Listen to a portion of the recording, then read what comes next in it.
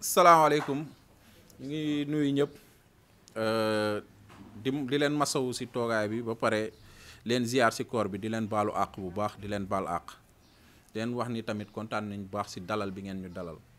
parce que fii ku xool salle bi xam ne ay kilifa kese fi nekk te da ngeen bàyyi ay yitte yu bëri pour rencontre bi mën a am te tey su leen neexoon tamit mën ngeen ko bañ a teewee ndax ku nekk amoon na ngànt boo xam ne tey mënoon na ko jégal wane ngeen ni tamit maintenant moo leen ñor dëgg tamit moo leen ñor tey nag lu tax ñu bëri dinañu xalaat dinañu am ay sikki sàkk suñu gisee ñu teew fii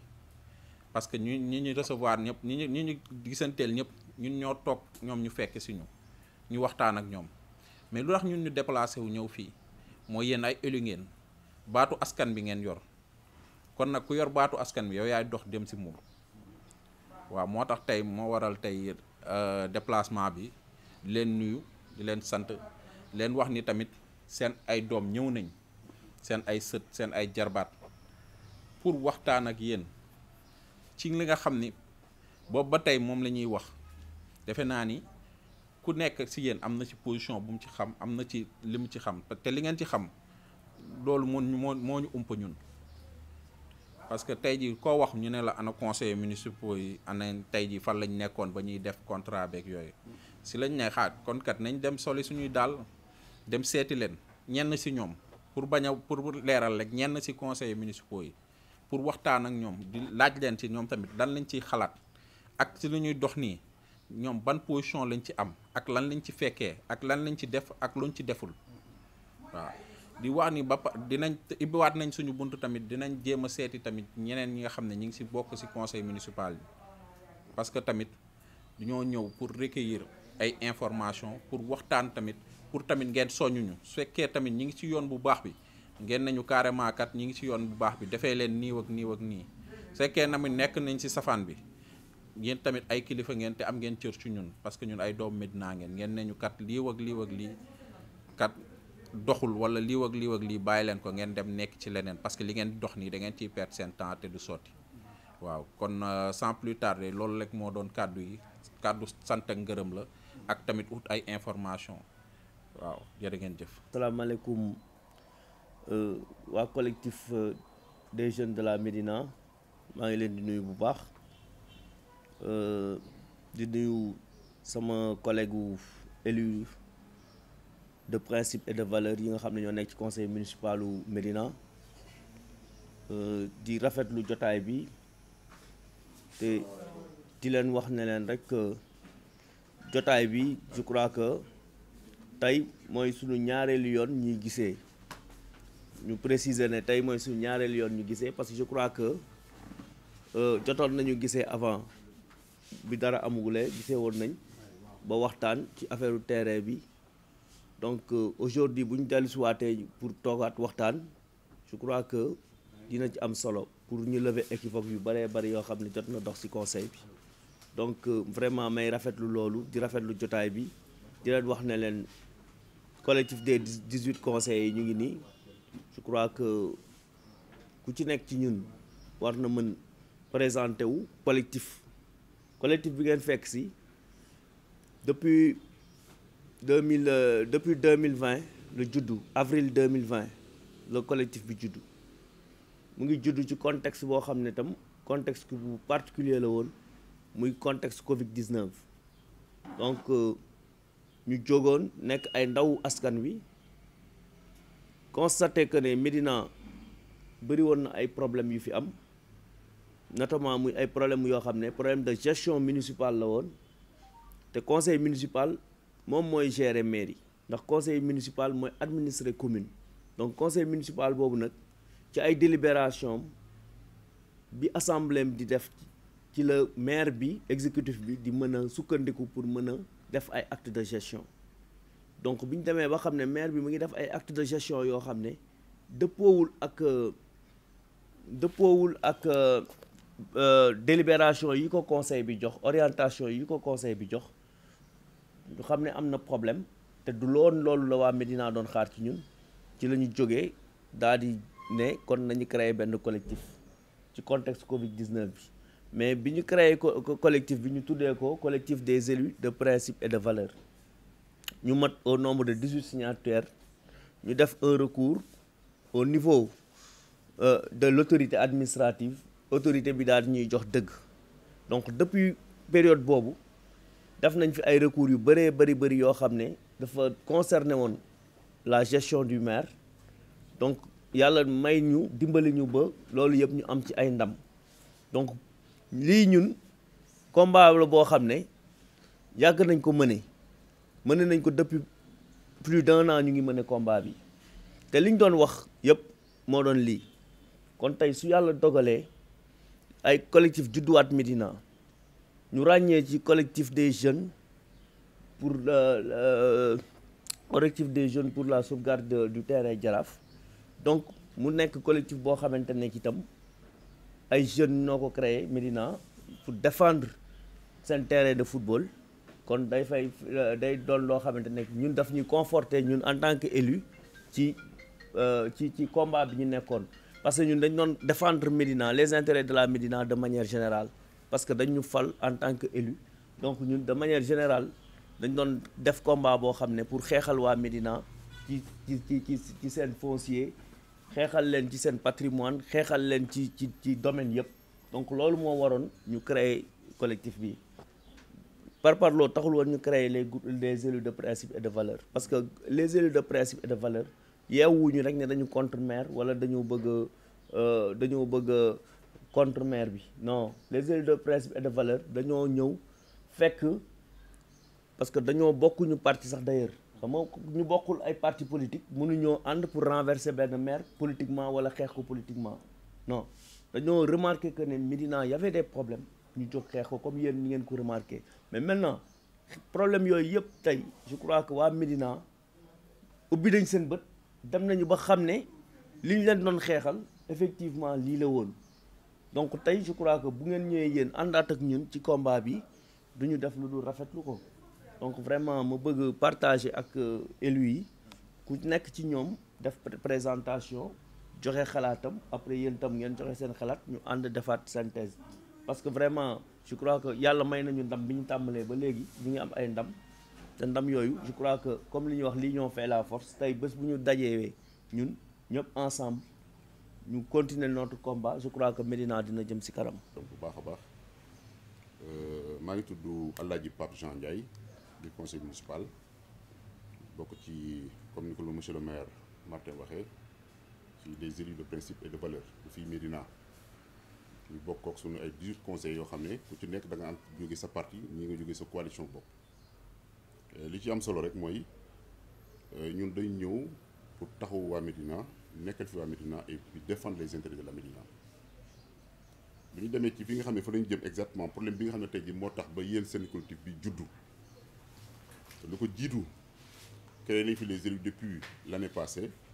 di xeex ci sàcc bi nga xam ne monsieur le maire Bamba Fall moom la nekkee fii ci mairie Médina ndax ñun ba ñuy ñëw 2014 dañ ne woon ne politique jeex na nañ leen ànd ñun ñëpp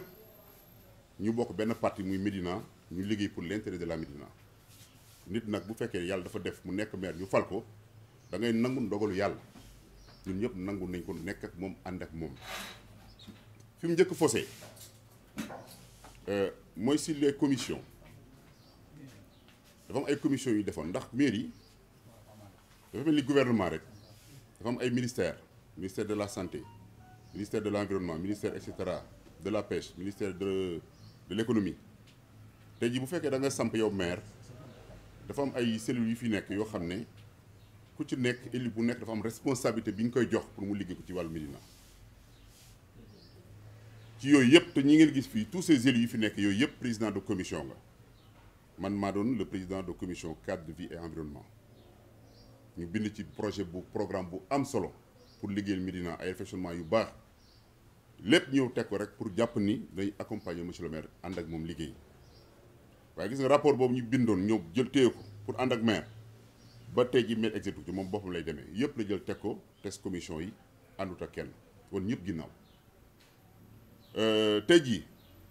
yaakaar naa waxoon naa ko ci seen émission ba le passé mais si c'était à reprendre Bamba Fall du nekk maire de la Médina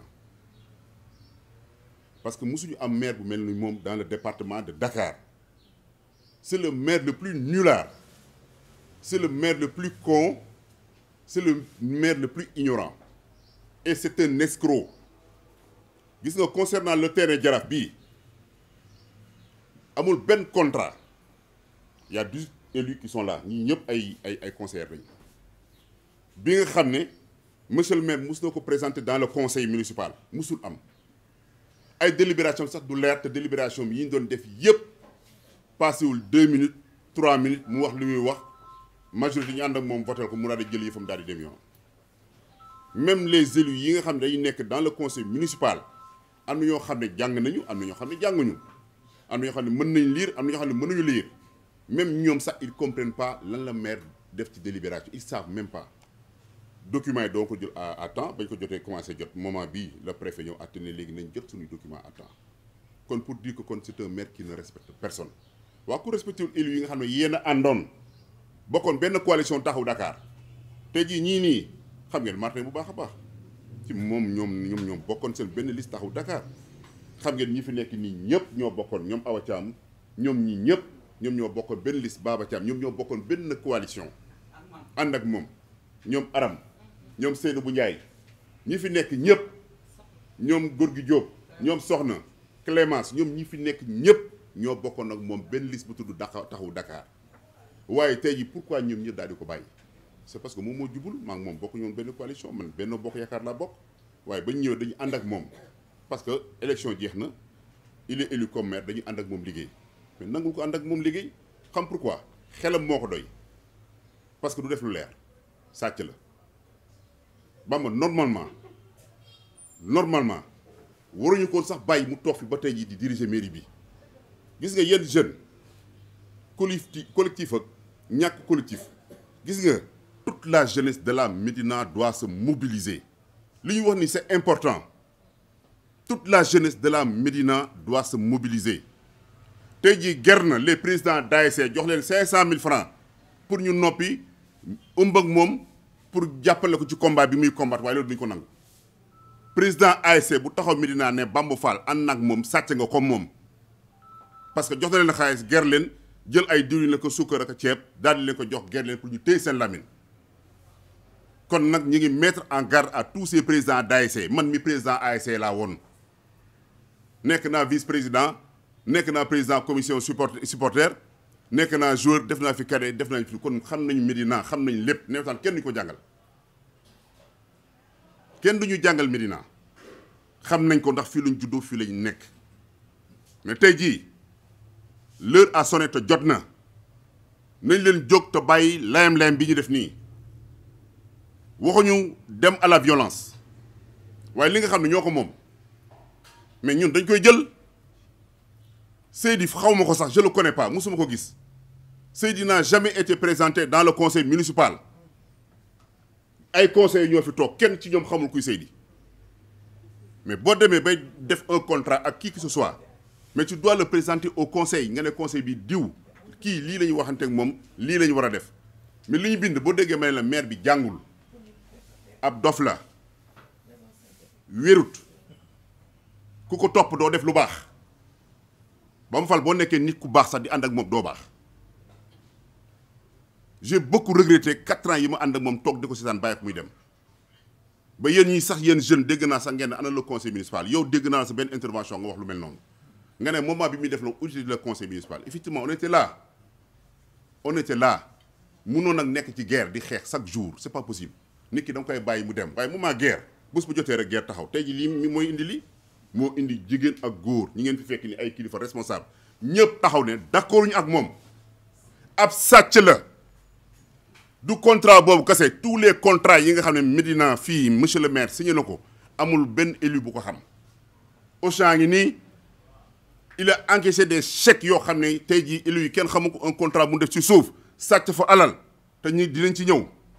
gis nga lii nga xam ne moo xew terrain Jaraaf loolu gën a tuur ci scandale bi nga xam ne monsieur le maire de la Médina daf ko fi def nous avons un voleur qu'on laisse grandir te il faut arrêter Médina ay kilifa ñoo fi nekkoon Ahmed Diène fii la fi nekkoon te yéen ñëpp xam ngeen li mu doon doxalee Médina Birame Sassoum Sy gis ngeen ko nu mu mujjee ak moom Pape Mama Diop gis ngeen ni fi nekk woon déggoo fi woon benn coow déggoo fi woon benn histoire amul benn scandale ci wàllu escroquerie bu nga xam ne déggoon nga ko fii ci maire yooyu c'est le seul escroc. waa kon nag léegi on va le laisser yéen jeunes yéen a ci toll mobilisez-vous sortez ñu génnee ko ci mairie bi Seydou ñuy yamale ko gis nga terrain boobu mu defar c'est parce que ñun ñoo ko mérité daf ko war a defar dañ ko waroon toj sax kenn du ko toj dañuy jël terrain bu occupé ko di fa entraîner librement comme ni doon defee kan ma ban xale Médina mooy ñëw di fay 50 000 francs pour entraîner loolu xel mën na ko nangu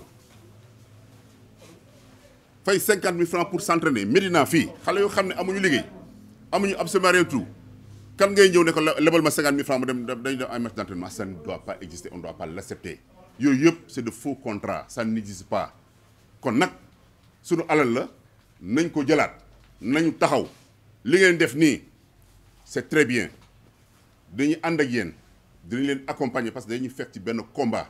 kon tey jii ba leen dajew ngeen ñëw fekk ñun dañuy rafetlu loolu parce que loolu yombut ndax am na yi seen yi yeneen morom yoo xam ne mënoon na ñëw ànd ak yéen ñëw taxaw xëy na yéen a ëpp gëm-gëm yéen a ëpp vision peut-être yéen a gën a sawar yéen a gën a taxaw pour que lii ndax daf leen ñor waaye nag ndewul rek ne kii ñi dëkk ci booru côté école Médina rek ñoom ñoo war a jóg taxaw déedéet c'est toute la Médina boo leen bëggee toutes les ASC de la Médina ñu ànd comme nii ak le collectif ñu koy def ay cérémonie yoo xam ne dañ koy def par quartier on fait de l'animation di yëgal nit ñi góor ak jigéen ne Médina le maire est en train de voler sunu ay foncier il est en train d'escroquer di jël xaalis di ko jëndee ay kër ki terrain di jox ay jabaram ki doomam te loolu il faut arrêter te loolu doy na ñun bëggatuñu façon maire bu mel ni on veut un maire leader un maire modèle bu mu nekkee fii maire ba tey ji ngeen dégg ay xeex ak ay xuloo te jaru ko yow tu es maire utilise ton intelligence sa savoir nga ñëw teg ko gars yi liggéey boo liggéeyee la population mën nga sax bañ a def campagne mën nga toog sa kër c'est la population ñëw falal la joxaat la mandat waaye xam ngeen ne sàcc bu mel nii un escroc comme Bamba Fall un ignare comme lui ñàkk jàng cuune duñu jëlaat suñu commune di ko fi teg c'est fini pour lui te balaa muy dem kër yi mu fi am yëpp dina ko jaay fay ñu sunu alal li mu sàcc ci Auchan bi dinañu ko fay li mu sàcc ci yeneen contrat yi dinañ ko fay këram yii dinañ ko jël doon loo ko rafa Médina ñu jël ko def ko suñu poste jox ko suñu doom ñu am liggéey ñoo ngi leen di sant ñoo ngi leen di gërëm ñoo ngi leen di siyaare bu baax a baax ci weeru koor gi. fii ñu toll nii ci contexte bu ñu xoolee mondialement yu nuroo yëpp ñu ngi àndandoo ñu baax ñi ñu ngi àndandoo ñu bon ñi ñu ngi àndandoo ñu jubul ñi ñu ngi àndandoo donc lii nga xam ne jeunes yi ñëw nañu ànd ak élus de principe et de valeur lu normal la parce que ñun ñëpp ñoo bokk benn objectif mooy yéene Médina ñu bañ a spolier ay foncier wam yéene Médina kenn du ko jaar sàkk donc ñu àndandoo ak nos jeunes ñoo xam ne dañu taxaw pour que terrain Jaraaf bi ñu bañ ko jaay bañ ko privatiser c'est très très normal donc jeunes yi ñu ngi leen di gërëm di leen sant ci seen taxawaay élus yi nag ñoo fi yore baatu askan bi ñaata genre élu ñoo fi ne xam nga bu ñu en général bu fekkente ne dara dafa am muy une assemblée yore kàddu toujours dañuy gis ñaari scission wu ñaari camp benn camp bi day nekk une majorité mécanique boo xam ne ki nekk ci kanam lu mu bëgg moom lañ koy defal mais est-ce que ko ñooñu ñoo nekk ci dëgg beneen camp bi mooy camp wu bañkat yi nga xam ne la leen tax a jóg daf leen leer ci seen bopp ñu waaxu jëm ci muy seen objectif te duñ ko wàcc élu de principe et de valeur bi ñooñu la ñun ñooy élu yi nga xam ne kenn mënuñu jënd ñun ñooy élu yoo xam ne kenn mënuñu xoxatal ñun ñooy élu yi nga xam ne dañu ñu faloon ci liste ñu xam li ñu Médina sant ñu fas yéene ko taxawee ci biir conseil municipal bi moo tax nag du ñu neex ñëpp parce que dafa ci am ñoo xam ne dañuy jubal ak ñoo xam ne dañuy clignoter gauche jàdd droite li ñuy wax rek afficher indo teg Koboy loolu moom moo am ci conseil municipal bi affiché Endo teg Koboy et il est vraiment dommage que population médinoise bi ci ñi ci ëpp comprendre ñu ne gaañ yi dañ leen di nax li fi nekk mooy ñun conseil municipal bi ñu ñëwee ci biir conseil bi dañu amoon bonne foi ànd ak le maire parce que ñun ñoo ko fal te ñun ñoo bokk ak moom liste mu commencé woon ci wax lu noble ne Médina léegi mairie bi amatul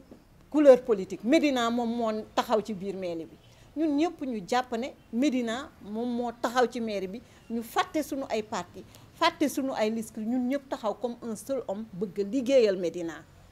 mais est-ce que mayoon nañ ñu cadre bu ñu ko defee mayuñu ñu ko Pape Jean wax na ko benn commission doxul mais nag lenn moom moo am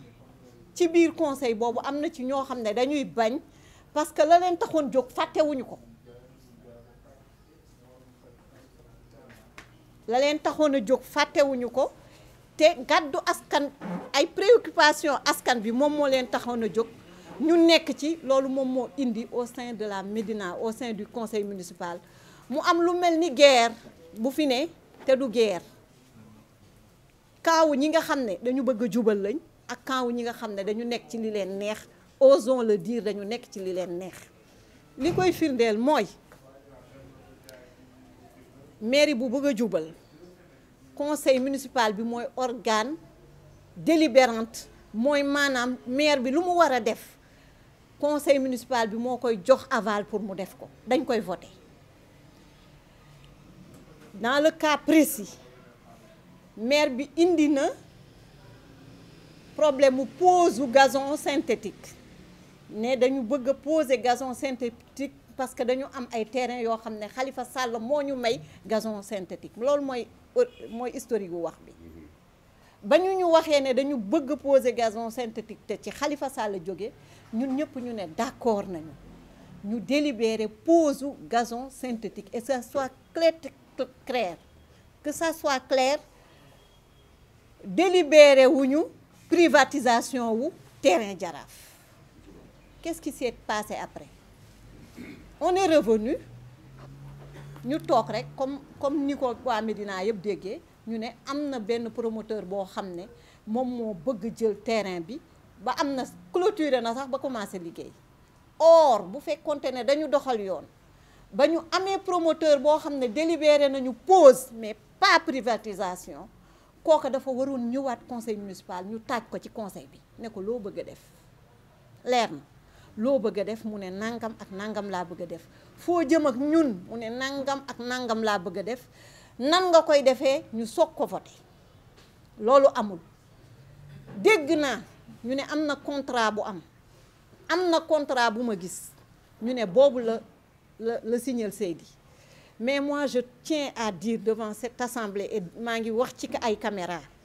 contrat bi ma gis contrat OVP la occupation voie publique marché Tilène ñi am taabal ñooñu la ñuy jox contrat yooyu te nag Seydi yabuñu xamuñu ko de mais ñun nag duñu ay dof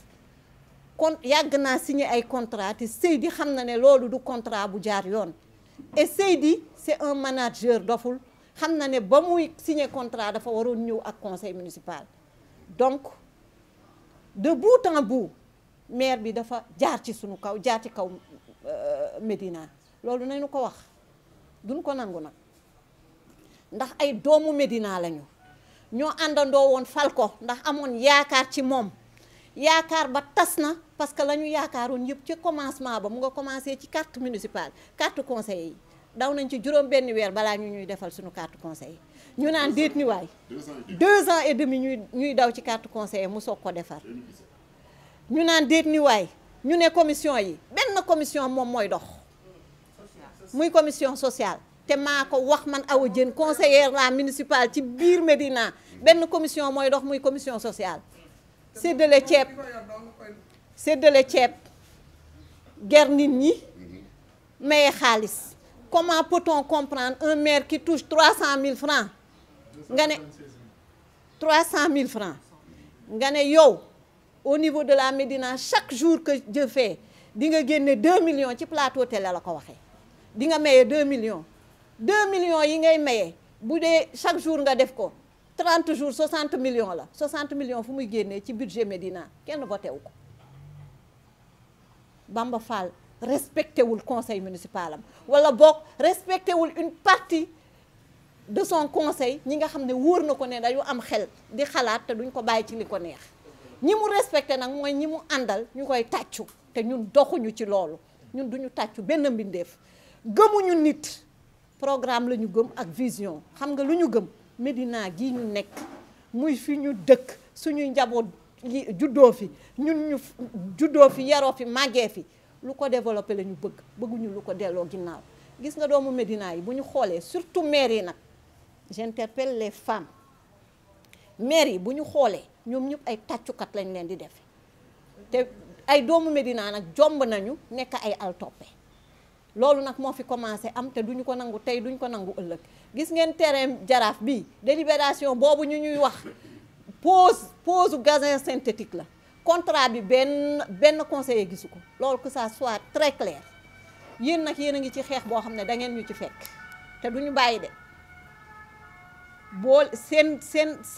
jom ak seen fulla nag mu ngi ci ngeen fexe ba fédéré jeunes Médina yi nga xam ne ñoom ñëpp kii nañu yéene nañu Médina jàmm ñun ñi nga xam ne ñooy kilifa ci Médina nag lenn li duñ ko bàyyi muy jàll ngeen baal ma bu dee wax bi jaarul yoon mais c'est un cri de cœur boo xam ne Médina mu ngi yàqu te ay nit a koy yàq te ñooñu duñ leen bàyyi on va leur barrer le chemin ngeen baal ñu ak loolu la ñu amoon ci lu ñuy wax merci beaucoup. Asalaamaaleykum man maa ngi tudd Adja Awa Thiam nekk conseillère municipale nekk présidente commission communication donc l'essentiel moom wax nañ ko fi mu ne nii am xanaa mottali rek mais l'essentiel a été dit sama collègue yi fi jot a jàll wax nañu mbir bi da ngeen ñëw tey yéen en tant que collectif des jeunes de la Médina fekk si ñun des élus yu nga xam ne nag dañu am ay principes am sunu ay valeurs am ay principes moo tax ñu dajaloo doon un groupe jef genre collectif comme yéen noonu ngeen koy waxee pour combattre illégalité ak lu nga xam ne du yoon daal maanaam lépp lu nga xam ne mi ngi am ci mairie bi ñëw ngeen fekk si ñu ci combat bu nga xam ne lu metti la te du jeex fekk mandat bi jeexul ana élu yi man damay dégg je suis beaucoup les réseaux sociaux damay dégg tout le temps jeunes yi di wax ana élu yi fu ñu nekkoon mais booy wax da ngay wax ci loo maîtriser walla loo xam ñun li ñu xam mooy ñun li ñu bëgg a tënk fi ñu tënk ci conseil municipal bi mooy kaay leen conseil am na ngeen ñëw toog lii laa bëgg nii laa koy defee amul débat qui vote pour qui vote contre la majorité l'emporte la séance est levée loolu nag dañu ne moo fi jeex ku mel ni man da nga teel fippu waaye booba ba ngay fippu amaana bëriwuloo ñu la fippule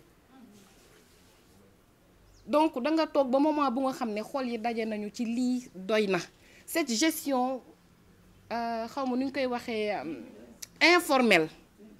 c'est une gestion informelle avant d'être autre chose parce que bu formeloon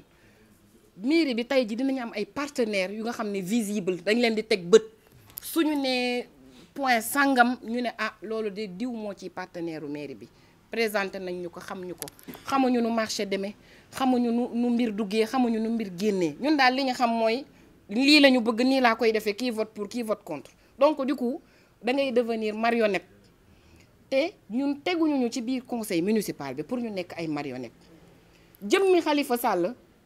ci taxawu Ndakaaru la ñu bokkee liste ni ko sama chers collègues yi waxee avant man majeure partie ji toog fii ci liste boobu la ñu duggee monsieur le maire actuel faisait partie de cette liste ba ñu falee liste bi boole seeg yeneen pour sa proportion yi jóge ci yeneen liste ñëw toog qui veut être maire man maa bëgg a nekk maire booba yaa ngi ñuy tenir discours bu nga xam ne mën nañ ci am yaakaar dégg nañ fi gestion participative dégg nañ fi lu ne waaye nit des fois di nga prononcer ay mots yu nga xam ne amaana contenu ba doo ko maîtriser ñun looloo ñu dal donc nekk nañ ci position bu nga xam ne administré yi maanaam ñi dëkk les Médinois ñoo ñu fal teg ñu fi donc dañu war a mën a ñëw wax seeni cause défendre seeni cause wax boo waxee tubaab la dégg leen non on est là pour gérer les affaires de la cité et pour les gérer de la plus belle manière coow li loolu la en résumé donc terrain Médina coow li jug na fekk fi yeneen coow yu nga xam ne ñu ngi ci doon dox di ci wax ci niveau bi ñu toll ay jeunes ngeen yu nga xam ne man damay saluer seen bravoure di saluer seen li ngeen déterminé noonu pour que ñu bañ a privatiser terrain Jaraaf bi parce que waxtaane wuñ ko conseil délibéré wuñ ko conseil approuvé wuñ ko conseil waxtaane ñoo promoteur xamuñu nu mu demee donc buñ ci avancé sax dañuy wax lu ñu xamuñu lu ñu demee ci gàttal donc je pense que yéen ñëpp suivre naa seeni intervention seen ay vidéo seen ay audio gis naa ne maîtriser ngeen dossier terrain Jaraaf bi wax ju bëri ji sax jaratu ko donc li fi des mooy ñu xeex ba terrain bi même su dee gazon day tegu mu bañ a privé comme ni ko commune yëpp amee commune yëpp am na ay terrain yu rafet yu ñu defar ba mu baax am ay espace yu baax yu ñu defar ba mu baax xale dem di ca gérer te duñu fay ñaar dërëm mais pourquoi la Médina veut privatiser donc ñun loolu mooy sunu problème entre autres terrain Jaraaf bi daf ci ñëw yokku rek y a d'autres problèmes yu nga xam ne ñoo gën a garaaw lii et bon peut-être wax ji dafa jotul wala fañ koy waxee dafa exégul ci seen niveau mais terrain Jaraaf bi y a d'autres problèmes yu nga xam ne yeneen duñ ko war a régler gérer ko parce que ñun conseil municipal la ñu wax conseil bi dafa war a am nu mu tëddee am nu mu bindoo am nuñ koy convoquer am nu muy convoquer lépp am nu mu war a demee tey jii on est au mois de mai janvier ba léegi on n'a pas tenu de conseil municipal est-ce que c'est normal non ce n'est pas normal entre autres choses à dénoncer mënoo nekk ak sa ay collègues parce que monsieur le maire c'est notre collègue dañ ko jox suñu kàddu jox ko suñu doole pour mu gérer ñu mais joxuñu ko pour autre chose donc il faut un minimum de respect qui se doit entre nous terrain Jaraaf bii bis bu conseil municipal ñëwee les gens dinañ ci wax parce que ñun validé wuñu waxtaanuñu délibéré wuñu donc loolu laa bëgg mu leer comme yéen affaire u terrain Jaraaf moo leen yëkkati li war a leer ci seen bopp mooy ñun validé wuñu gisuñu yëguñu privatisation terrain Jaraaf nu muy demee donc ça c'est clair. Clémence Diallo di conseillère municipale ci mairie Médina yor fi commission de relations avec les ambassadeurs nekk conseiller ville de Dakar nekk fa vice-présidente information ak presse donc ñun suñu mairie Médina bi problème bi fi am yéen a ngi wax ci kii bi terrain bi ñun bu dee problème am na ñun ñoo njëkk a soulever problème bi li ma naqari rek li ñuy wax ci réseaux sociaux yi te ba ñu jógee ngeen dégg ko mësu leen ci artu bañ laalee affaire jeunes yi nag jóg ngeen ñu bokk ak yéen naqar bi ndaxte du espace boobu rek moo am problème ñun place publique bi nekk rue 41 angle 30 daf ko jaay tabax naka man à chaque fois dañuy ñëw di ma interpeller xaw ma lu fa xew xaw ma luñ fay def ndax ma su ma gis délibération place boobu ñu def ko ci mairie bi amul benn délibération boo xamante ne may na ko mu def foofu tabax mu tabax fa lam fa tabax parce que espace public la man li ma naqari du terrain bi kese mais est-ce que nuñ koy waxatee li nga xamante ne mairie bi moo ko moom yëpp moom daf ko jaay te tegu ko fenn muy éducure yi ak yeneen boo waxee mu ne day fay salaire yooyu mairie bi toll ci 600 emplois te benn conseiller amu fa emploi boo xamante ne nee nañ la indil sa benn nit rek ñu jox ko emploi yooyu du Médina da ngay dox ci dëkk bi Kaolack a ngi fi Tamba Touba Njaareem Géejawaay Kër Massar Waagu Ñaay te maire bi muy jël maire bi vraiment moom Bamba Fall mu ngi luye appartement fii ci HLM Fass yi may laaj moom kër yi mu tabax fu mu ko jëlee ci mairie bi bu jaayee Auchan bi ñun xamuñu nu mu demee yi may dégg forte somme yooyu donc il est le milliardaire actuellement à la Médina man de dama leen bëgg a xamal ne leen ñun ñi fi toog 18 conseillers yi ngeen di dégg yépp ku ci nekk kenn waxtaanul ak sa morom ne la ñëw leen ñu def collectif ku ci nekk da nga xëy bañ sa bañu bopp fépp di bañ li fi xew ba yàlla dogal ñu xëy tase waxtaan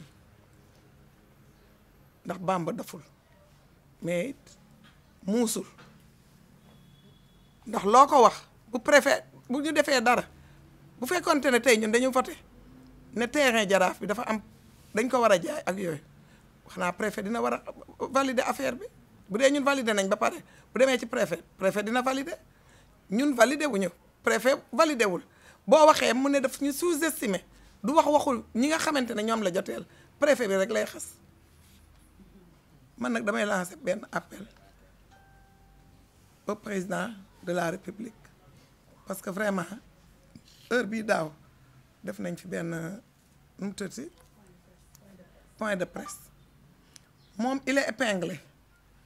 may laaj ministre Omar Gueye aussi seen taxawaay moom ak président lan la parce que ñoom yónnee nañ fi ñu def audit ba pare mais audit bi amul suivi ma leen di laaj lan moo xew ndax ngóor si moom fi mu nekk sori na torop ci li nga xamante ne mooy yàq yum yàq ci Médina gi champ de course gi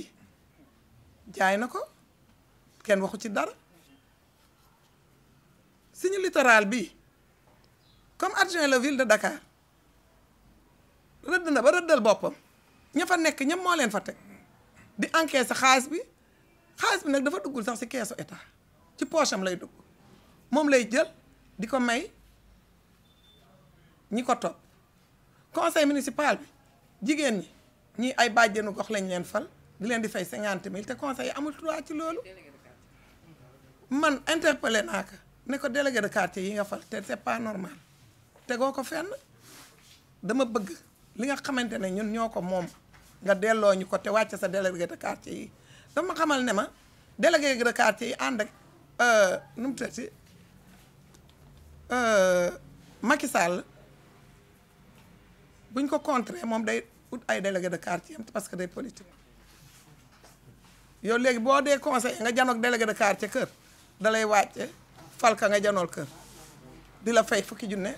par mois conseillers yi nangu ko te xam la leen fa taaj man nag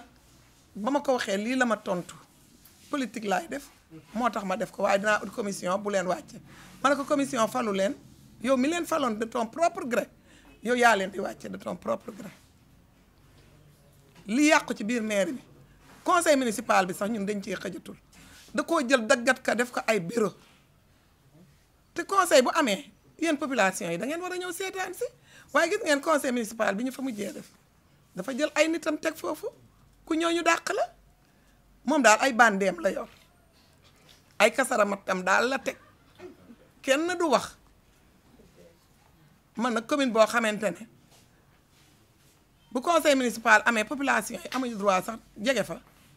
manka soo ko gis man de def naa 3 mandats ci mairie Médina bi mais conseil municipal bu amaan population yi dañ daan ñëw seetaan si man nag li ma ciy wax loolu rek laa amoon li ma ciy wax. maa ngi dëkk Centenaire man nag defe naa ne maa sos nouvelle vision bi ñuy wax tey si man mii la commencé boobu man ak ay góor kese la waaye ne defe naa ba ñu demee élection 2014 ba ñu am la ñu bëgg defe naa c'est la pare ca loolu waaw ma nekk conseillère municipal nag nekk ci conseil bi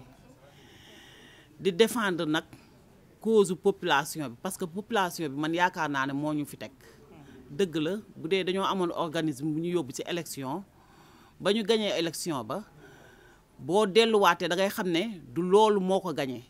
nit ñi jël seen carte dem ci bureau de vote yi yeewu fajar vote ji ñoo la teg ci place ba nga nekk muy conseiller municipal bi nga nekk kon nag da ngay défendre cause bi waaw cause boobu nag la ñuy défendre ba tax ne bokkuñu ci conseil bi man maa yor commission entrepreneuriat waaye mosuma ko réunir de te soo nee da ngay woote réunion ñu ne la doo réunir waaw koowu daaw lañ fi toogoon ñoo ngi fi toogaat koowu ren defe naa kon benn problème résoudre wul waaye dama def ne problème boobu résoudre wul yëpp état bi mooy seetaan parce que fi ñu jaar yëpp état bi bu seetaanul woon xëy na dinañu dépasser fii ñuy wax ñii yëpp man nag dama nekk nit koo xam ne lu ma xam laay wax lu ma xamul duma ko wax lu ma xam laay wax lu ma xamul duma ko wax terrain defe naa délibération moom bu ñëwee ci conseil bi it gisuma promoteur it gisuma xaw ma mënuma cee wax dara waane defe naa lu askan wi moom ay jeunes moom ko di ko défendre kenn du ne leen doo leen ko défendre te loolu dinañ leen ci jàppale parce que yéen a ko moom tey jeune bu xëy suba tey équipe ne day entraîné ji wala jeunes yi dañuy entraîné ji ñu laaj leen ne leen tey boo leen di dugg fii c'est privé da ngeen di fay waaw boo leen fayee foofu weccit bi ngeen amoon di ñu ko jox ñuy dem marché wala dépense bi ngeen ñu doon compléter ñun dinañ ko am ñun duñ ko am te ay conseillers lañu te kenn fayuñu weer de ay conseillers ngi fayeeku ñun ko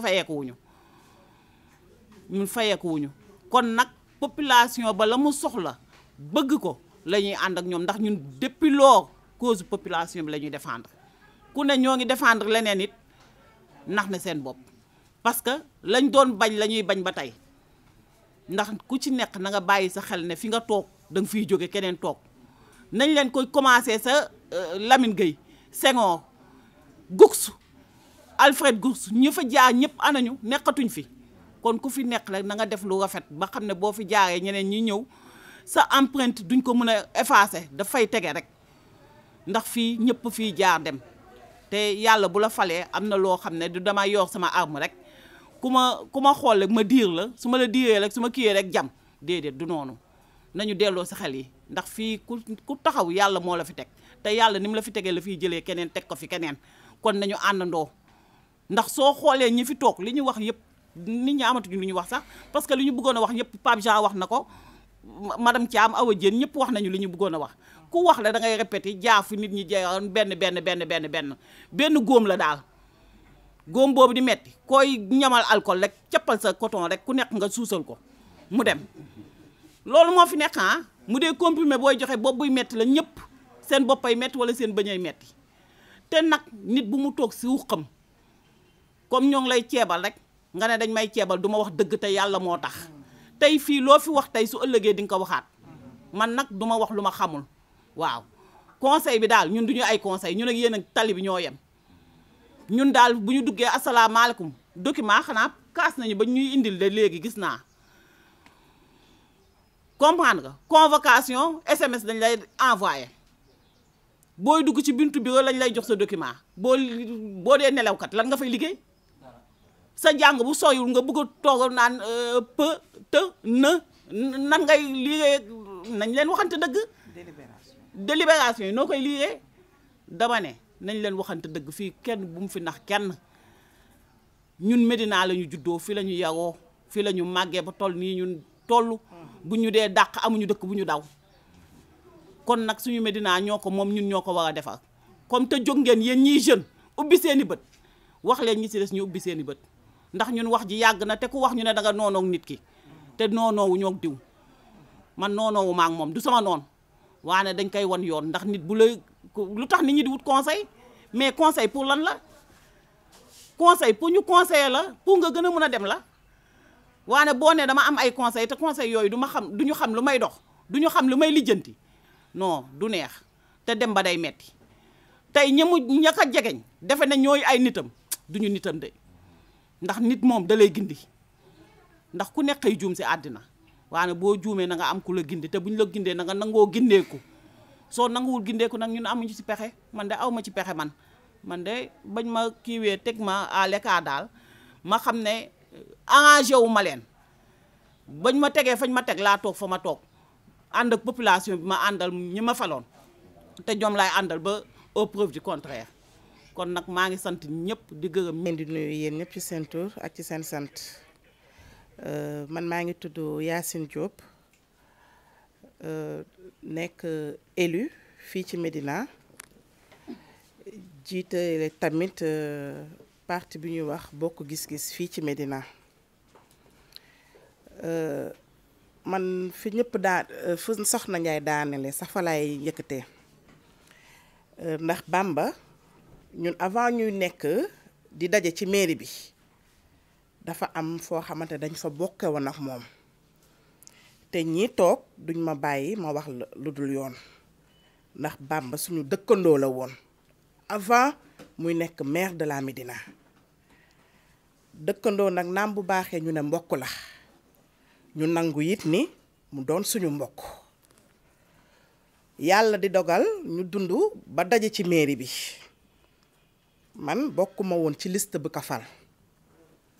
bi ñu dajee ci mairie bi mu xamal nañu benn drapeau moo fi nekk muy drapeau Médina beneen parti nekku fi ñu nangu it loolu mu wax ñuy ànd ak moom di liggéey waaye nag ci kaw dëgg comme niñ ko waxee ñun ginaaru kenn nenuñu ñun dañoo suur démb tey soog a ñëw Bamba mënuñoo jox lu ñu amul mënuñoo teg fu ñu kenn tegul ñuy ànd ak moom nag ci dëgg muy moom Bamba Fall wala muy beneen maire ak képp koo xamante ne am nga yéene taxaw pour nekk fii ci nekk maire Médina boo fi nekkee dangay dogal di dox ci li waa Médina bëgg ndax askan bee ko fi teg keneen tegu ko fi ñu leen di xamal ne naam ñun 18 conseillers lañu sur 66 conseillers majorité bi moo ko am foofu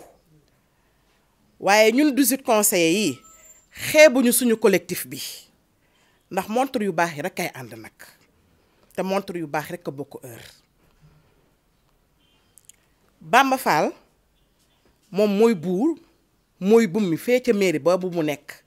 ak ñaay ànd ak moom ca loolu ñun nag dinañu yuuxu fu ñu war a yuuxoo dinañu wax fa ñu war a waxee que yéen collectif Médina yéen jeunes yi ngeen xam ne mbir bu amee am na 18 conseillers yi nga xamante ne ay bañkat lañu muy ñu ànd ak moom fal ko ak ñi ko falul doon yaakaar ci moom nag liggéey parce que yéen boobu rek la ñu amoon ci moom ndax man ku mel ni man bii mooy sama premier mandat conseil municipal fii ci mairie Médina kon nag su ma sañoon Bamba Fall lépp lu mu fiy def ba suñu mandat di jeex lu tegu ci yoon lay doon lu jaar ci yoon lay doon ndax keroog bu ëllëgee bu fëgg dënn jotee man ma fëgg sama dënn ne ci laa bokkoon waaye nag bu safaan amee suñu yaakaar tas ci moom am nañ sañ-sañu taxaw ne ko nii nga ko bëgg a doxalee ak jaay doole bii nga bëgg a def ci Médina ñu duñu ko nangu loolu moo waral lii tey lii ngeen xeex nag ba ñëw fekk ñu fii fekkoon ngeen ñuy xeex yeneen xeex waaye sant yàlla rek sant yàlla ndax dëgg rek kay njëkk te dëgg rek kay mujj te incha allah gëm naa ne balaa mandaawam bii di jeex ay collectif ni nañ juddu parce que Médina duñu ay benn wii duñu ay dof soxlaw ñu ceeb soxlaw ñu suukar soxlaw ñu duulin ay bañkat lañuy doon te ay bañkat lañu ba keroog ñuy wuyu ji suñu borom yàlla na yéex Bamba Fall nag yéen a gisal seen bopp kenn woowu leen ne leen kaay leen ayca leen wala def leen ni wala def leen fii ñu fi daje ñëpp kenn bokkul ak sa morom parti ku nekk sa gëm-gëm moo la teg fi nga nekk suñu gëm-gëm boobu nag ñu am du Bamba moo koy dindi ci ñun du leneen ak leneen moo koy dindi ci ñun gëm-gëm bu ñu yàlla moo ñaale la ñu ànd ak moom li ñëpp wax nag laay wax ci terrain bi ñun ñoo ci bokk yam du lu ñu voté du délibération bu am xamuñu bailleur xamuñu leneen ak leneen lañ fa voté mooy li madame Kane wax ay gazon synthétique la ñu waxoon te Khalifa Sall ñu ko doon may ñu ànd ceeg moom it ndax ku yokkul yaa wàññi waaye privatisation bii mu bëgg a privé suñu terrain bii nga xamante ne suñu frères yi ci la ñuy entraîné woo même bu dul suñu frères yi nga xamante ne ay ANC la ñu bokk képp ku bëgg a entraîné ci Médina xanaa war nga mën a am espace boo dem di entraîné wu lan moo tax Bamba Fall bëgg ko privatiser duñ ko nangu tey duñ ko nangu suba duñ ko nangu ginnaaw suba te nag ndax xam ne moom Bamba Fall nguuru yàlla rek ko dul jeex président de la république sax day teg dara population am ne ko ànduñu ci mu rocc ci loxoom sàkkantuma ak moom maire commune Médina lii mu bëgg a def suñu terrain tey ñun ñëpp taxaw nañu góor jigéen mag ndaw ñëpp nee nañ ko du ko fi defee te duñ ko nangul maa ngi leen di sant nag di leen gërëm. salaamaaleykum mbooloo mi maa ngi nuyu ñëpp di nuyu collectif bi di leen wax ne nag man su may xeex dara dama koy gëm man dama gëm ci li ma ne li ñu naan booy Médina dëgg laa ndax ñun ak ñoom Baye Dieye oustaz Baye Dieye am dans les années 80 ñun ñoo defoon collectif au niveau de la Médina ay ñoom Kouta Thiam ñi nekk ñoom Ndofane ñi nekk rue 10 rue 25 23 ñoo defoon collectif di jël suñu rakk yi nekk biir Médina di leen jàngal cours du soir cours de vacances biir école Médine dans les années 80 booba temps moom ñëwagul Médina man def naa loolu ci Médina man yàgg naa jàppale Médina xale yi fi nekk Médina yàgg naa ci jàngale xam naa loolu tax sax yàlla def ma jàngalekat bi nga xamante ne dama ci toll war a liggéey man ak Bamba Fall góor gi Jóob mi mën na ko seede Martin mën na ko seede keneen mën na ko seede man maa nekkoon présidente jeunesse socialiste su Médina moom mu nekk secrétaire général bu ñu toogee conseil municipal daf may raay naan sama seex a ngi nii li tax may wax lii dam leen bëgg a wax ni leen ñun dañu yàgg a xeex pour Médina yàgg a jël suñu doole di ko def ci Médina booba xamuñu booba temps mairie Médina amul ñun dañoo yàgg ci Médina bi di ko geeral ba nga xamante ni bu ñu daggee commune Médina dagg ko tipp jigéen bu gën a ndaw ci jigéen ñi man la woon ñoo nekkoon conseil municipal en 96 yàgg na wala yàggul am góor gi Jóob mii duma bàyyi ma fenn conseil municipal la woon Bamba Fall nekk conseil municipal bàyyi ñu fi dem wuti ñun ñu toog fii di xeexal Médina bërki démb ba ngeen ma recevoir fële ma ànd ak délégation Benno Bokk Yaakaar ak Seydou Gueye seen kii bi ba ma ñëwee wax la ma fa wax ba ñu ñëwee dañuy jox collectif bi sax jox nañ leen ceeb nee na man daf may guerre man ak Pape Jean mi ak kële Martin ak kële ndax lu tax ñu ñëw wax ci yéen waaye ñun ba ñuy lekk ceeb dafa yàgg jàngalekat boo naan ay ceeb xam man damaa amul salaire dama ko bëgg a wax ni que moom ceeb bi muy joxe di ko jox conseiller yëpp dama cee yey te bokk ci ndax moom li ko fal moo ma fal te man maa ko fal damaa bëgg mu dégg ko moom man li ko fal moom moo ma fal ndax ci liste lañu amoon ñu dem ci liste bi mu xeex ma xeexe côté bii mu xeexe côté bee ñu boole ñu ñëw nag dafa war ba ñu ñëwee ci mairie bi yow mi fekke nga ko man 2016 laa wax laa commencé di guerre Bamba Fall ñëpp fekk na man mii la Ahmed Aïdara man mii rek la fi revue de presse Aram Diagne ca Médina man la fi Ahmed Aïdara revue de presse ci jàkkaarloog moom ni ko faas ñi ñëpp ñëw naa leen ni leen man Bamba Fall dama koy faas parce que li muy def ci Médina bi moo du yoon jul suñu ay doom di leen jàngal violence li ma ko jëkk mere mooy loolu di leen yóbbu dóor leen mag ñi xeex leen ak ñii loolu laa ko jëkk mere man moom daf may doog a mere man dama ko mere bu yàgg waaye dama am dignité am personnalité ceebam yooyu faale ma ko Martin mais faalewul ceebam Jean bii faalewul ceebam seen collectif lañ taxaw mu wax fa moo tax mu ni joxuñu ceeb ba ci ndey seen bu waaye ñun faalewuñ ceeb bi ndax moom barki Demba Ndiaye la fi ñëw nekk maire waa Côte d'Ivoire la nañ doon dundee balaa moom loolu lu ma doon wax la di ko teg nee rek di leen wax ne ni leen seen combat bi wax naa leen ko keroog nee naa leen dugal leen ci mag ñi dugal leen ci ndaw ñi dugal leen ci góor dugal leen ci jigéen parce que du yoon parce que ñun bi ñu délibéré fii dafa ñëw mu ne Khalifa Sall nee na suñu terrain yi nekk Médina dinañ ko synthétique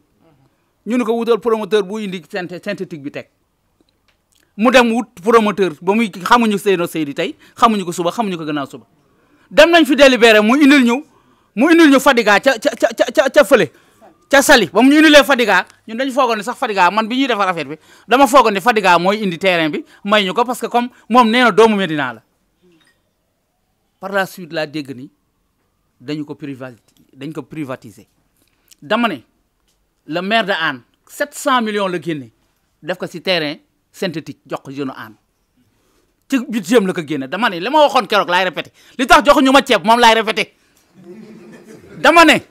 suñu budget Médina 1 milliard 200 et quelques millions attan na synthétique fii ci Médina nanu ko jox xale yi loolu laa wax maa ko répété suñu budget laa wax bi nu voté 1 milliard 200 millions attan na defaral leen ko terrain synthétique na leen ko defaral kenn du ko privatiser nee na lu mu ko jaral na ko moom war na xam ne man Aram maay wax ak moom lu mu ko jaral moom man jaral na ma ko ndax moom ba muy toog pour nekk maire daf maa jëloon taf ma ci wetam parce que xam na fi sama détermination la xam ceebam ak diwlinam ma yëpp faale ma ko man damaa bokk ci parti bu rëy bu ñuy wax parti socialiste ma am ku ñuy wax Aminata Mbengue Ndiaye barki dee ba ma ko waxee da doon ree ma am ku ñuy wax Aliou Ndoye kon man ceeb saf na ma dama lay laaj rek am ministre am yeneen ak yeneen yaa ngi waaye nag gis nga nit ki wax ma noo juddoo ma wax la yaay kan ma won la sa jikko waaye man Aram moom du ma ko fekk ci terrain am jotewu ma ak moom loo xamante ni dama ne terrain bi dama ci war a wax dëkk bi dinaa war cee wax sama maam Modou Dieng moo jur sama ndey 1907 la juddu ma nga juddoo Dakar boobu Medina amagul Farka la juddoo sama maam Modou Dieng ma dëkk fii ci rue Thérèse angle 18 déggoo wax bi de dëkki côté bee déggoo li ma wax de man may doomu Medina moom mii mu bëgg naan ay nangam ak nangam dugg na fi ngeen fi nangu ma ko tey nangu ma ko suba terrain bi nag maa ci wax suba maa ci wax amul délibéré ma ne terrain bi amul délibéré kenn waru ko privatiser ndax mairie bi seen budget attan na ko naka jël en charge loolu laa wax te delloo ma si ginnaaw dama ne xale yi bu leen nangu ñu koy privatiser du yoon privatiser bi du yoon tey du yoon suba parce que maire bi am na xaalis boo xamante ni moo ko def maire yëpp jël nañu seen xaalis defal ko xale yi jox leen ko mu naan xale yi na ngeen ñëw cotiser 50 000 ma ne maa ko wax maa ne la ma waxoon laay répété waat sunu budget bii ci maire bi attan na ko man nag raguma daluma dara saala yaay ndeer moom xam na man daluma dara saala yaay ndeer yaa ngi dégg du ma saagaanteeg moom nag du ma xastanteeg moom ndax man dépassé naa fu may saagaanteeg di li nga xamante ne daal ci laay ne li ma nekk daal mooy ku fi am loo xamante ne la naqari biir Médina te moom mu teg la ko boo ñëwee woo ma ñëw xeex ko ba mu jeex. rafetlu bu baax seen mobilisation ñu ngi rafetlu bu baax seen initiative c'est venu à son heure mais tey adduna bi yëpp Sénégal yëpp ñu ngi bàyyi bët ci Médina comme ni madame Thiam waxe woon yëngatu bi xeex bi yàgg na waaye nit moom ñaar lañ ci soxla gore wala gore di rek nite wala nekk ci gannaaw nite collectif bii leen recevoir aussi c'est un collectif de ay nit ñu am valeur doomu Médina la ñun ñëpp keraxuñu duñ fi wàlliwaan duñ fi doxandéem suñuy waajur suñu cosaan yëpp Médina la kon tey dañu am légitimité wax ci Médina dañu am légitimité gannaaw ba ñu fale ñu nekk ay élus ñu taxawal waa Médina nous avons des comptes à rendre à la population médinoise gannaaw ba ñu doxee ak moom mu war ñu parce que nit kàddoom la am nit day sàmm sa parole Bamba Fall du sàmmkatu kàddu dafa war waa Médina dafa war son conseil municipal gis nga 18 yi muy xeex ñooy xal bi koy lakk am na ci sunu biir ay invisible ñoo xam ne dañu lay door ba damm la te doo leen gis directement ou indirectement mu partagé ak yéen ci seen lii ngeen taxawal dafa war a weesu sax le terrain Jaraaf il est temps que seen mobilisation seen détermination li ngeen di xeex benn jéego la terrain Jaraaf mais na tey à partir de tey na dépassé loolu parce que la Médina a besoin de vivre la Médina a besoin d'avoir un autre visage du nouveau sang suñ ko mënee waxee noonu te bu ñu gëmee li ñuy wax parce que wax ak jëf dafay ànd wax lii gën a def leneen gëmoo wax ji wax fa nga war a waxee ñeme li ngay wax ndax ku taxaw ci presse ñeme nga li ngay wax et c'est pas la première fois ñu taxaw ci presse bi di wax fii dans cette salle on a tenu beaucoup de points de presse yéen ñi nekk dans les médias ngeen relayer ko mu dégg ko amul jàmm Bamba Fall dafa war waa Médina Bamba Fall daf ñu war a abal man gëmuma d'accord ma ñuy xaar échéance bu jeex et je pense que tey jot na sànq balaa ngeen di ñëw ñu ngi ko doon waxtaanee fi en interne naka la ñuy affiner nos stratégies naka la ñuy def ba am une forte coalition xam nga léegi adduna bi ak jamono bi fu mu toll il n'est pas dit forcément rek politique man muy wax ak yéen je suis pas politique je suis de la société civile conseil municipal ba mu daj mun naa wax ne benn jigéen bu ci nekk société civile te Bamba Fall dafa ñëw di ma charmer di ma doxaan pour ma nekk sur sa liste loolu tax ma nekk sur sa liste proportionnelle ndax daf ma fekkoon may liggéey 2009 laa ñafe ba indi fi ay partenaires canadiens pour ñu am jumelage avec la mairie de la Médina Biram Saasum na ko yàlla yërëm moo leen teeru signer le protocole en présence de Khalifa Sall qui était l'ancien maire de la ville de Dakar ba ñu paree te protocole ba plan de mise en œuvre Bamba Fall torpillé ko kon xañ na jumelage boobu waa Médina et il y avait beaucoup d'opportunités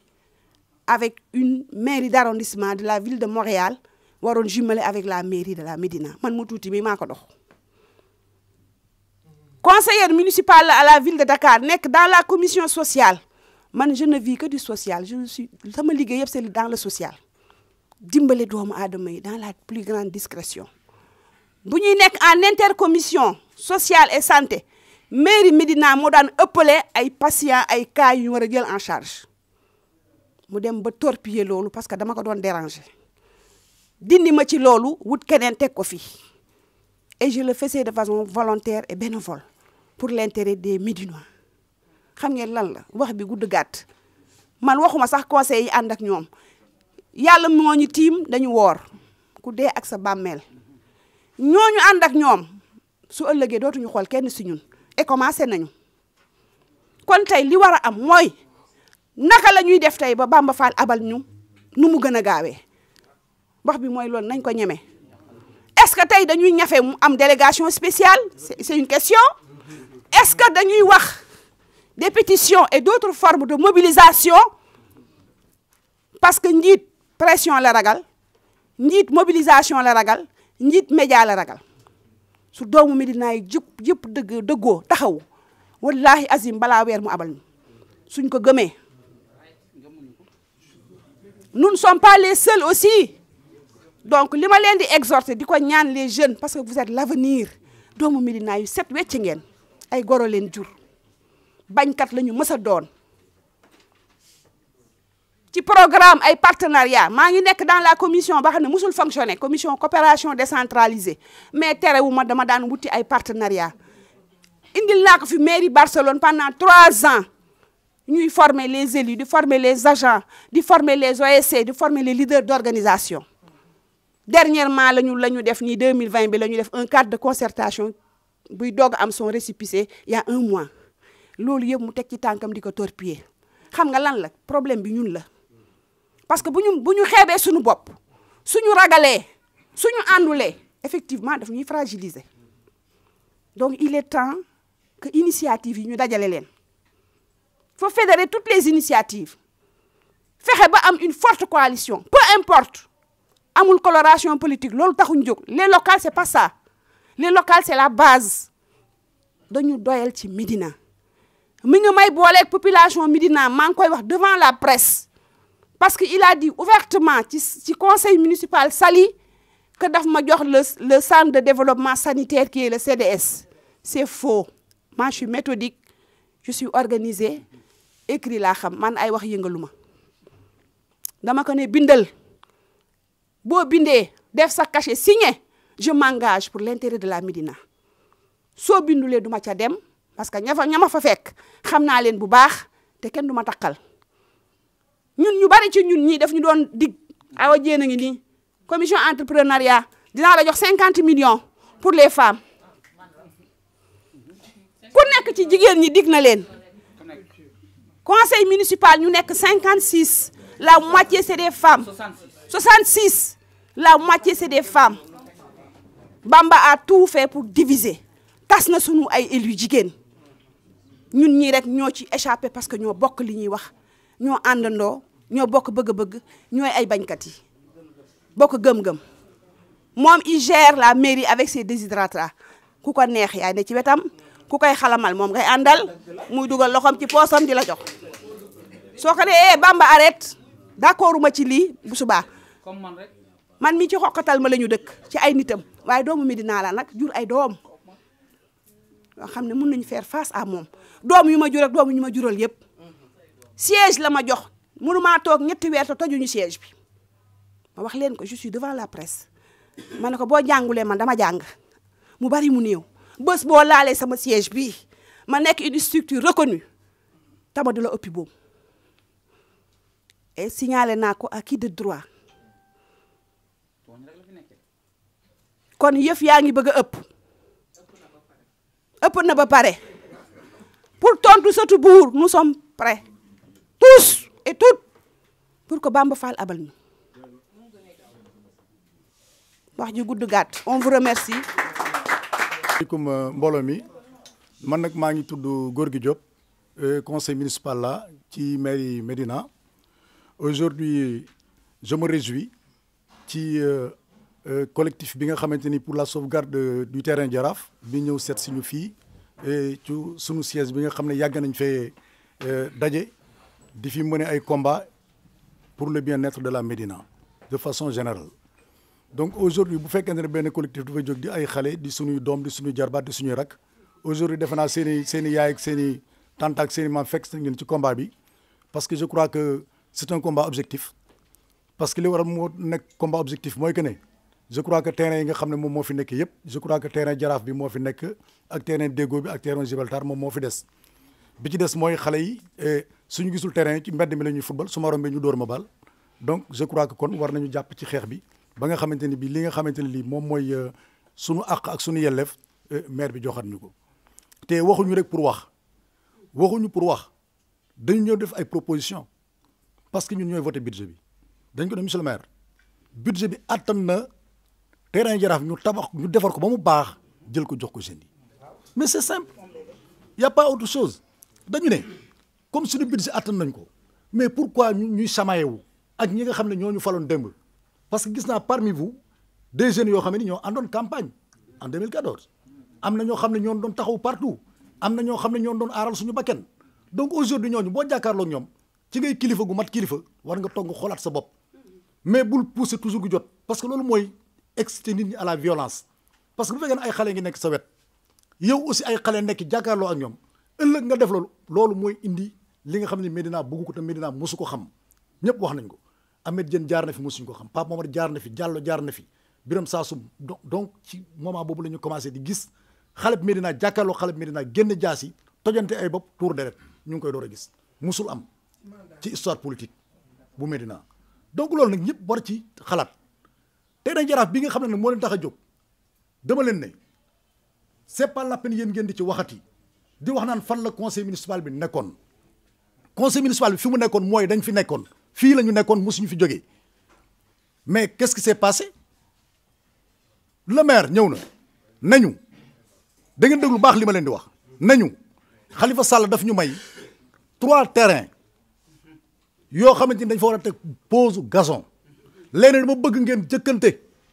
parce que mën na ko def ci yeneen commune balaa dem ci yeneen commune nag suñu commune nañ ci bénéficier wu terrain bi mooy terrain Jaraaf terrain Maracana ak terrain Gibraltar mais kan ban conseil municipal mooy toog ñu indi la délibération meloon doo ko signé kan lay doon mais personne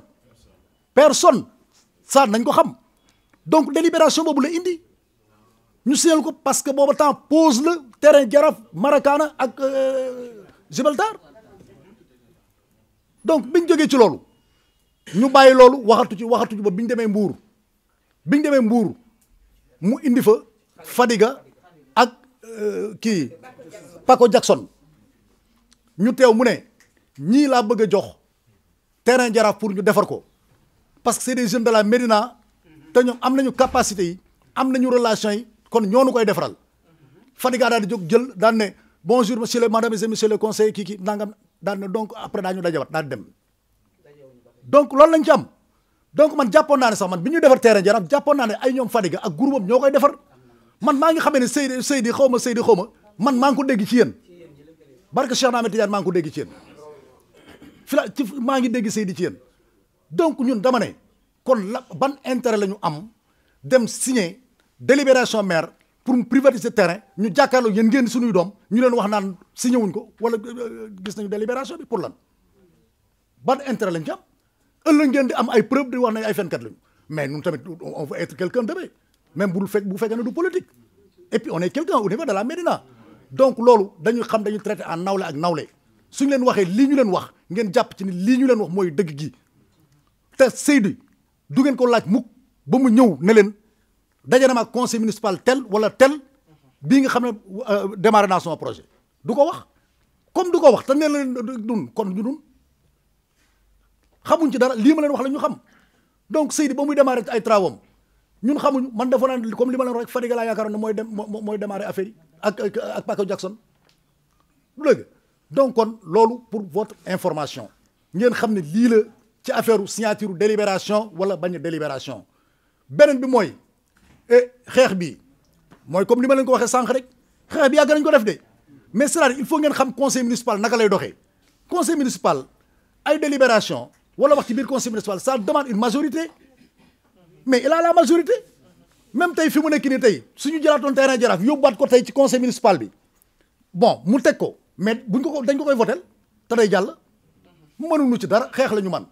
dafa am nag jamono joo xam ne su ñëwee léegi doo xool ne lii maanaam moom la yoon wax par ay délibération ak yooyu une délibération ne pas être au-dessus de la population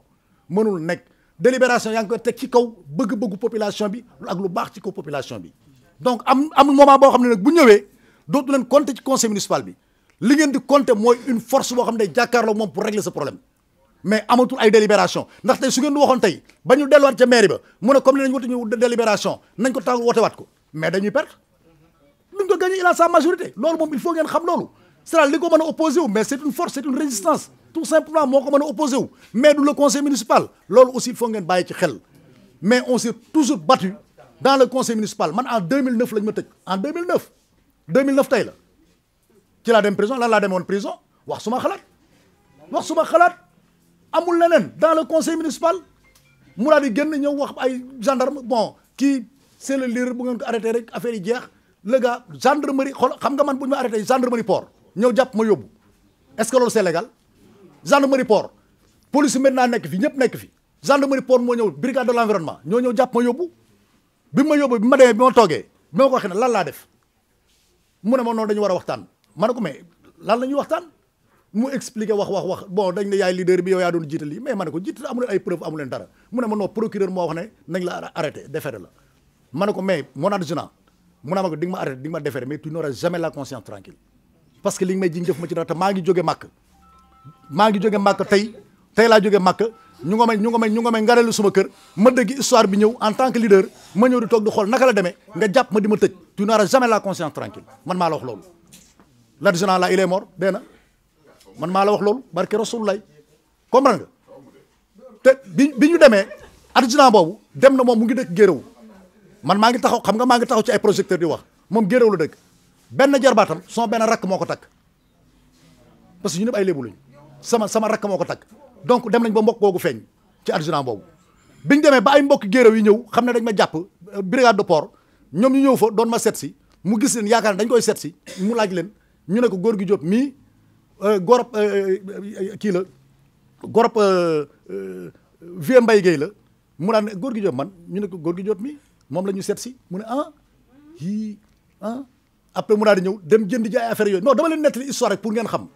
parce que loolu aussi daf ma man li ma leen di nettali daf ma metti te xam naa ne loolu ba àllaaxira du ma ko fàtte te nee naa man àjjana su ku ma woon ne ma àjjana kaay jël barke rasulullahi te layoo maag loolu Bamba ci àllaaxira bëgguma àjjana bëgguma leen barke billaahi parce que Makka laa jógee defuma dara sànniwuma xeer tojuma bopp waxuma lu ñaaw saagawuma gendarmerie ñëw jàpp ma yóbbu ci ay waxam rek tout simplement jàpp leen ki parce que mooy leader bi donc il faut noonu lay fonctionner donc loolu mooy sama problème donc loolu dama koy wax li bokkul ci terrain Jaraaf peut-être mais naa leen ko lancer ngeen xam ne ñun yàgg nañu xeex même au-delà de vous yàgg nañu xeex mais nag malheureusement nous étions des minorités yoo xam ne dañ daan xeex amuñu ku ñu jàppale loolu moo doon problème bi le seul problème c'est ça yàgg nañu xeex mais amuñu ku ñu jàppale boo demee ci conseil municipal bi boo masaana wax ba pare soo génnee ñu duma la quand tu sors on te mais dama ne soo génnee ñu duma la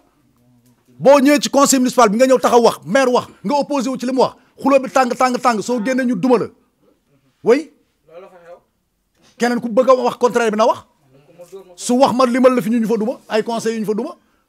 donc loolu mooy li nga xam ne moom moo xew loolu nag bu fekkee ne am na ci conseil municipal bi donc loolu c'est très difficile kon nag ngeen xam ne combat bi combat ñëpp la nun ñëpp je crois que combat bi ñuy def ku mel ni Cheikh Mbacké mii mën na ko témoigner ay si la mële mën nañ ko témoigner xeex nañu fu nekk la ñu xeex man du ma fi nekk di ko lim parce que tey su ma leen limaloon man lim ma def man